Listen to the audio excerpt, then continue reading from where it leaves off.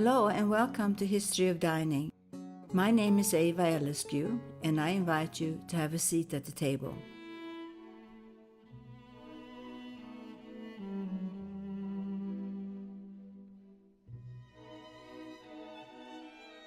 Now, when coffee first came to Europe, it was actually against the law to drink coffee.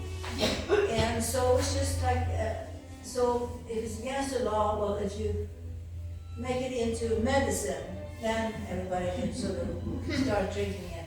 Well, I'm going to tell you right now, because the church always have to, be the one that okays everything. And so, until that time, there was somebody that was a genius that decided to give the Pope Clement VIII a cup of coffee. And so he enjoyed his black brew.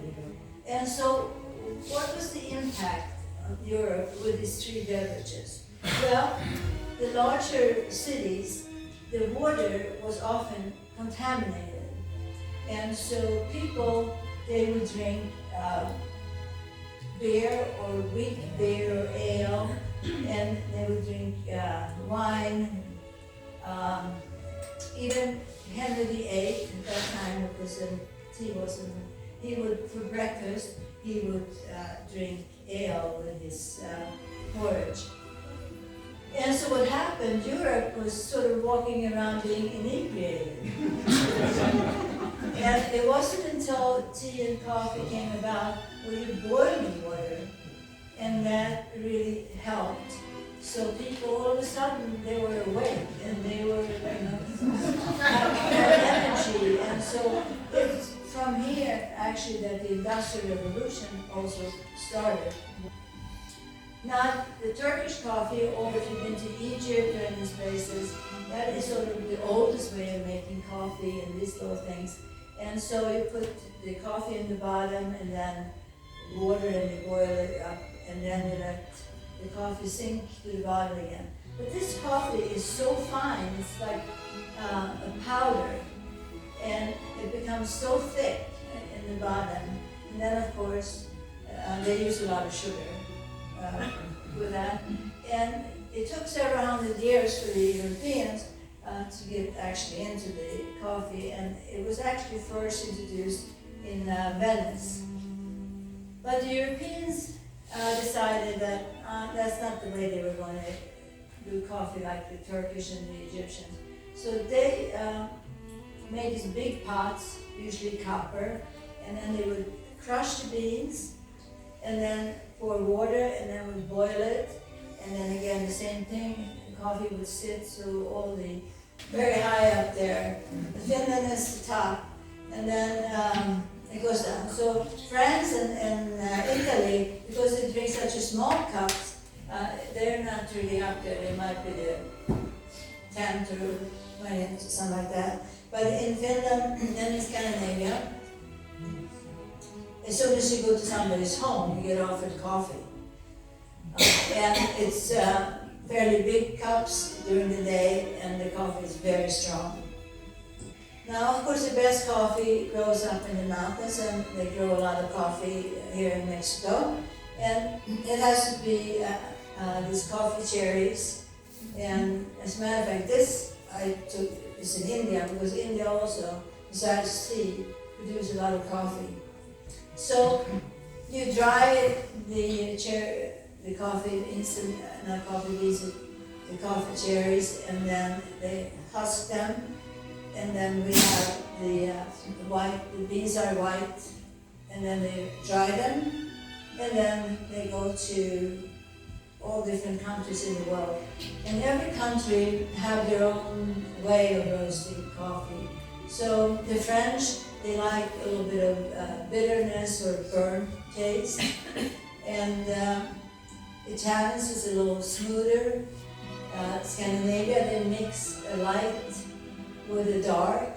So every country, that's why coffee is never roasted in the country of its origin. It's always just the coffee beans that are being shipped, so that each country and each place can roast it to what they like.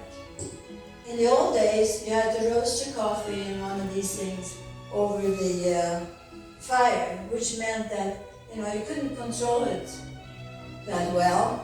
And then you would use it in this thing here. You would crush it, and then eventually you would make it, and then you would put it into a nicer vessel. And there was always given the job to household help or the woman of the house to do such a thing. And you didn't do very much. You kept the beans whole, and then you would just crush enough for whatever coffee that you were going to make. But of course, there were marvelous coffee parties at Versailles. And Marie Antoinette and Louis XVI, they often hosted coffee parties. And of course, everybody would want to be invited to that. And Marie Antoinette, she had her own travel caddy when she was going from Versailles to Paris or any other areas. And it was to make hot chocolate, coffee, and also to have little goodies, petit fours or something like that around. Now we were saying that coffee was so expensive that the average person in the beginning, like in the 1700s, really could not buy a lot of coffee beans. But you could actually buy coffee on the streets, like here in Paris. So you could get coffee in a mug that everybody else used too, because they didn't know about germs at that time. So the coffee merchant only had maybe a couple of cups that they would share. But that was the way to get your coffee and not having to buy the beans. But now we come to the important part, and that is the coffee houses. Because now the gentlemen, they left the taverns, which was sort of noisy and not very nice places in a sense when it came to design. And now the coffee places, they were very nice looking. They had gilded mirrors and they had nice pictures on the walls. They had newspapers and they had a box on the wall that said tip to ensure proper service. And they had nice tables for people to sit down and have their coffee, but they also started to do their business there. They would be coffee houses just like we have today. They have sort of their own clientele. And so some coffee houses would be the people that were waiting for ships coming in to buy their cargo or maybe had invested in the cargo, and they would have on the wall telling you what ships were out, when they went out, when they were coming in, what was their cargo, information like that. And so they would sit down and they would meet their client and maybe selling or buying. And this was a totally new thing. Before, you only had like tradesmen and you had farmers and maybe, but you didn't have people that was thinkers, so to speak, and that now were making a living on just trading. And so it became a different society actually. And the men spent so much time in these coffee houses that they actually had their mail sent there. And the women was sort of getting, they were never home.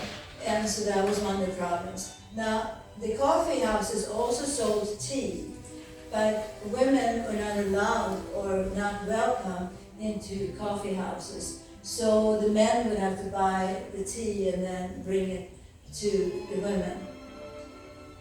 And so these coffee houses obviously were very popular, and as I said, there were different coffee houses depending on the trade, and there were also coffee houses for actors and musicians and so on. They were all separate. And I think we have a little bit of that today too. There's some coffee places that I like better because of the people than others and so on. They all have a special feeling. And so, again, Edward Lloyd opened a coffee house, and he would rent out tables to gentlemen, and eventually the 79 of his customers, they created the Society of Lloyds of London. And actually, Lloyds of London's new building was not so new anymore, so it looks like a coffee pot. And the women now, of course, they could buy tea, and they were started to drink coffee, but of course they were doing so privately. Now it was very different in Paris and in France. There, the cafes, the coffee houses, everybody was welcome. Women were welcome. And you also drank hot chocolate. So you drank coffee and hot chocolate. And people in some of the coffee houses, they were revolutionary people. You know, they were sitting there plotting politics. And we had Rousseau, Benjamin Franklin, and Voltaire, and so on, that came to Café Procope. And that cafe still exists on the left bank.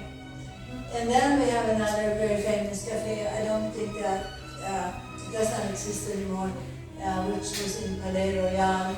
And that's where this young man jumped up on the table and said, you know, to arms, whatever. In the next few days, the Bastille was stormed. So coffee was more of a revolutionary beverage. As time went on, coffee became very fashionable with everyone, even if it was expensive. But again, the import tax was abolished in the United States, and I don't think that there is a tax on the coffee when the merchants are buying and selling coffee. And what happened here, it became very fashionable to have a cup of coffee or espresso after dinner. And the gentlemen will go to the drawing room or library, and they would have their coffee and maybe some cognac. And the women would stay at the dinner table with their coffee and gossip. Since coffee was so expensive, and especially during wars in Europe, it was problematic for people that wanted coffee. So we have chicory coffee. That is a root that you dry and roast. That's sort of like coffee. And I think in New Orleans it is that they mix coffee with chicory still. And then here they now take the mesquite bean, that long bean, and then they dry and roast that. And it sort of have a coffee taste, but it's very, very sweet. Well, France and Europe, they continue their coffee culture, very much so, and they still have revolutionary customers in their coffee places, but these revolutionary people, they were artists, writers, thinkers, very different, and that now buy all the coffee places.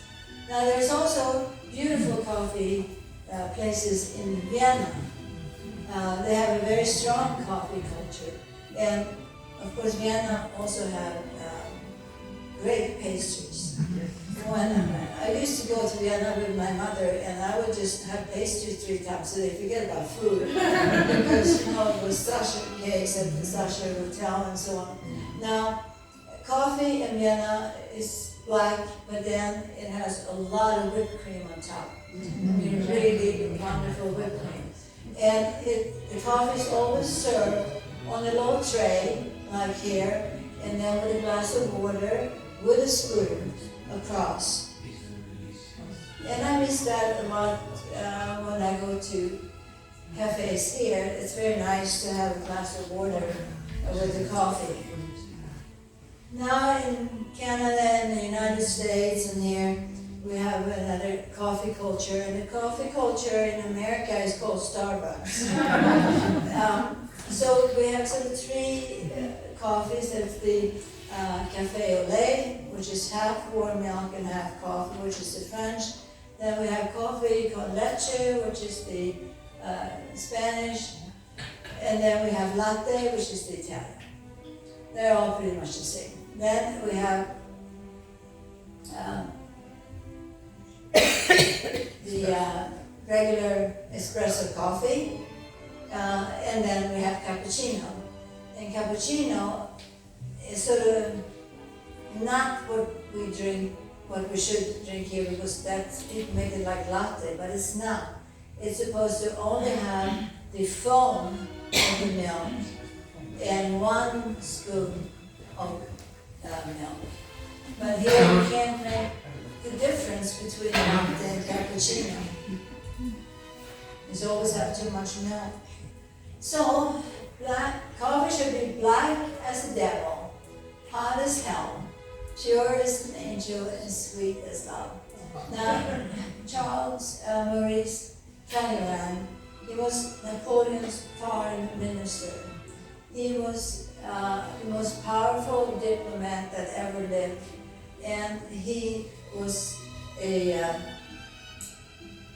gourmet and very interested in wine and food in general. He was a very interesting person because he also worked in the cabinet for Louis XVI, so he was able to, because he was a real diplomat, go through the revolution without losing his head.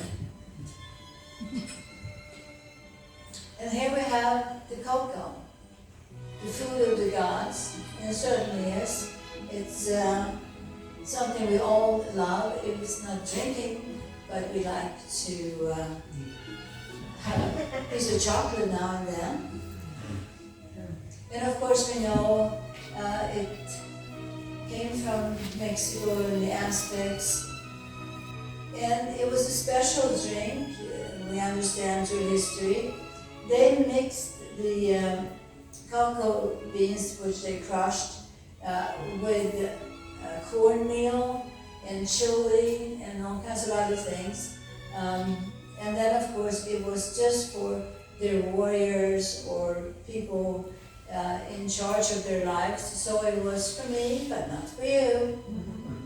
But with the Spanish, of course, came all these monks and nuns from Christianity, and they were really the ones that brought chocolate back into Spain. In Spain, they had no places where you could go and have a small cup of chocolate. It was gritty. We would have never liked it the way it was at that time. It was very rich, and the Spanish used hot water, just like the Mexican, but they added sugar. The Mexican did not use sugar, and eventually you would be using a little bit of milk, and you would add also some other spices in there. But the reason we wouldn't have liked this chocolate, besides it being thick and gritty, is that they couldn't get rid of the cocoa butter. So the cocoa butter was just swimming on top, this yellow blob. And so they figured out that if you take a piece of bread that's a couple of days old or whatever, and you dip it in the chocolate, that soaks up the cocoa butter. And of course, going back to Louis XIV, Marie-Louise, which was Austrian, she, of course, really loved chocolate, and so she said that that was chocolate and the king are my only passions, and you won't notice what she had first. The king. Now, Louis XV, he also loved chocolate. So if we were invited in the evening, he ate his dinner very late. He was a very private person, not like Louis XIV. And after maybe a game of billiard, he would go into, he had a little private kitchen, and then he would make hot chocolate, and he had some beautiful chocolate pots. And Marie Antoinette, of course, she hosted, as we said, both chocolate parties and coffee parties.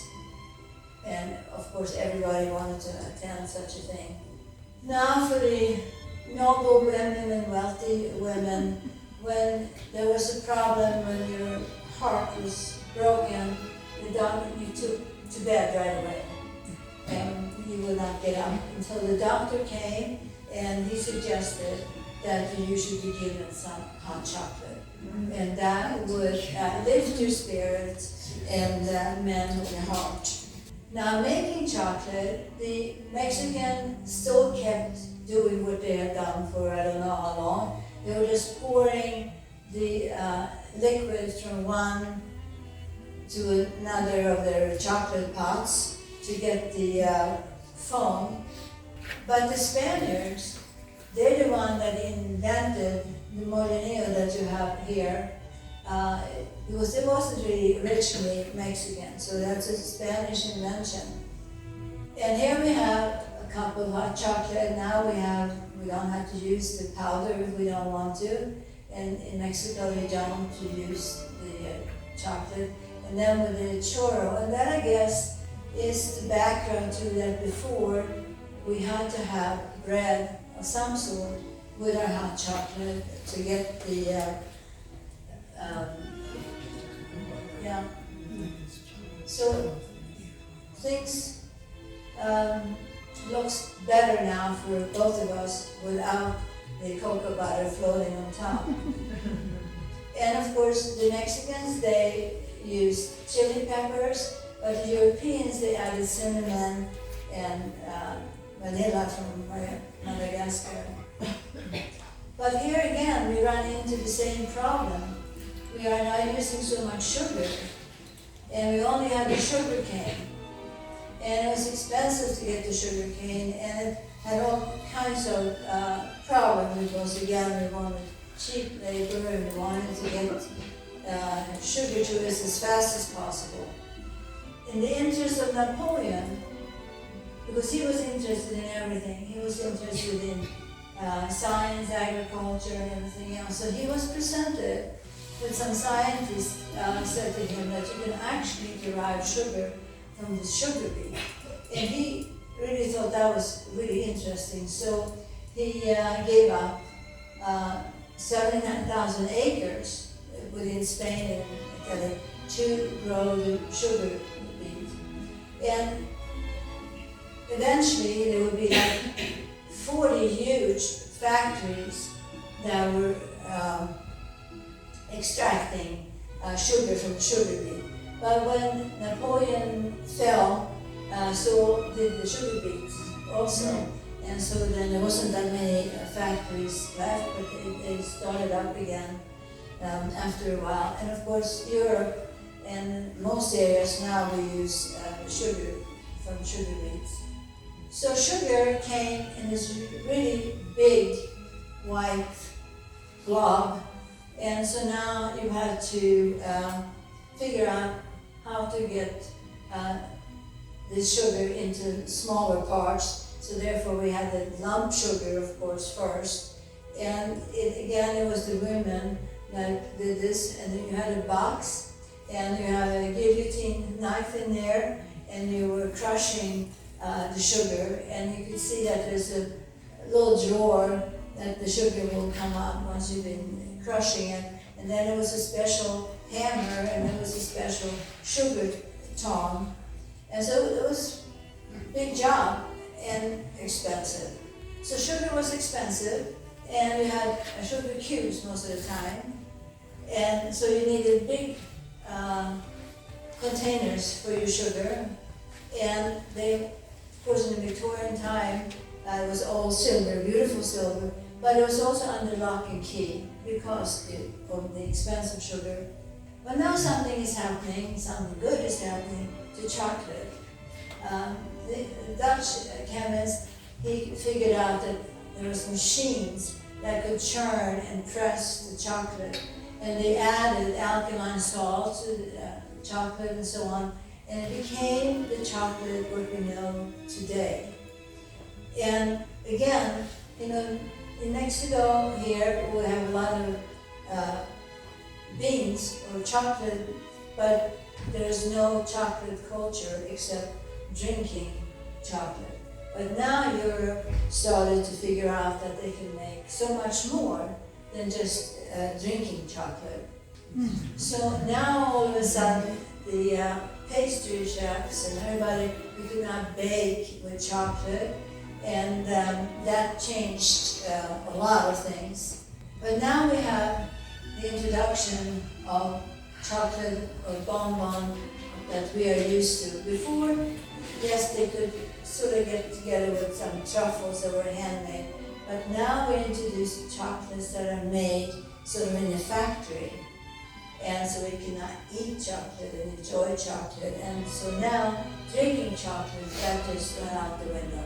So you have to cut the bean, and then you get the fruit, and then you get the beans inside, and then you have to dry that, and eventually it looks like this. And that's when it goes out into the world. And again, it's French, Italian, Dutch, Belgian that knows how to make chocolate. And before we leave, we of course have to meet Milton Hershey. He's the one that made the first American chocolate bar, and it was milk chocolate. So America is the milk chocolate country, and of course he invented the Hershey Kisses that we still enjoy today. And then he also put bars together that the soldiers, the American soldiers, used in Europe, and they said it didn't taste so good. But this is bliss, of course. This is for children and adults. And this is adult chocolate. Adult chocolate is dark chocolate. And dark chocolate is like a blend of Viagra and Prozac.